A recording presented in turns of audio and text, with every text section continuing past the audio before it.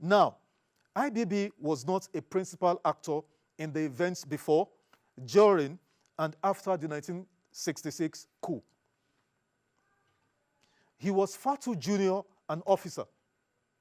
I recall he just returned from India Military School as a fresh-faced second lieutenant in 1964. So to speak authoritatively about this sad part of our history, he wasn't qualified to do so. So what are the facts about this tragic event? My goal is to simply rehash acknowledged facts and allow you viewers and listeners to simply make your deductions. What are the facts? Number one, the 1966 January coup was led by a certain Major Chukwuma Kaduna Nzogu.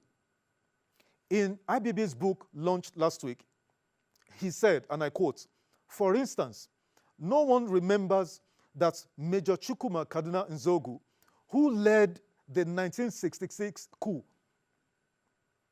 was the first Nigerian officer to be trained in military intelligence." So IBB himself admitted in the book that the coup was led by Major Chukwuma Kaduna Nzogu.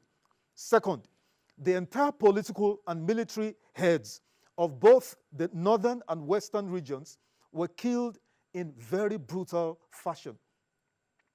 Third historical fact I'm just laying out, and you make your conclusions or deductions thereafter. The third point.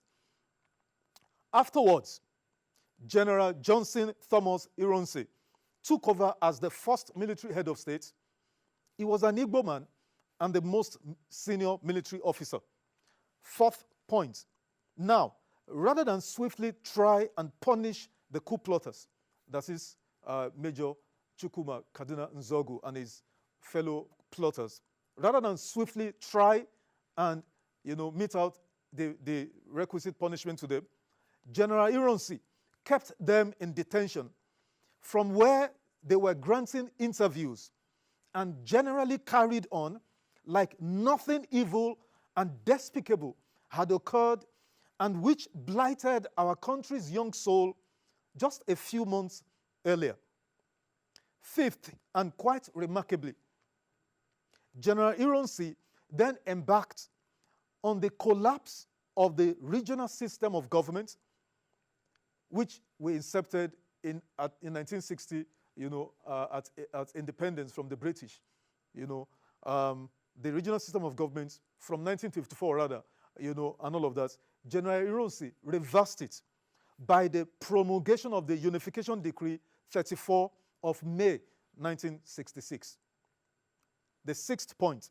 The five things I listed or highlighted above were the precursors to the even more bloodier counter-coup of July 28, 1966, that soon snowballed into pogroms against Igbos in the north, that is killings.